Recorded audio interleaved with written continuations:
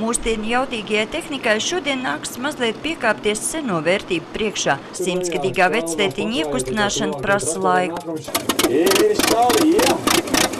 Kad tas izdevies, traktordienas parādi var sākties. Jaunās tehnoloģijas nāk un viss tā arī iet uz priekšu. Bet ar to tāpat ir vismaz bērniem, ko parādīt. Kā kādreiz cilvēks strādāja un lauksaimniecība būs un celsies un viss notiksies. Tāpēc, ka ēst visiem gribās.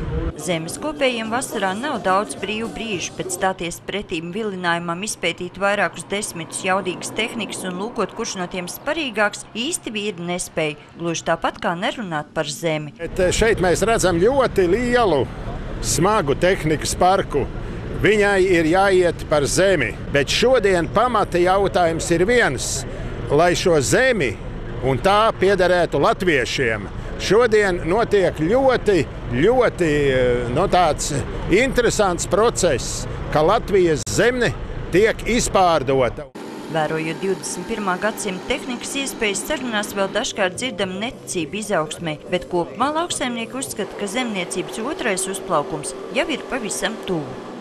Jābeidz strīdēties, jāsāk strādāt, jāsāk kārt zemīt.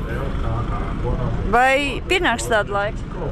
Es domāju, ka tie laiki pienāks un nebūs ilgi jāgaida. Fonds Latvijas lauksaimniecības attīstībai, apvienojot kopīgā pasākumā gan zemniekus, kas izkaisīti daudzās biedrībās, gan ierēģņus, centies ielikt pamatus vienotam darbam.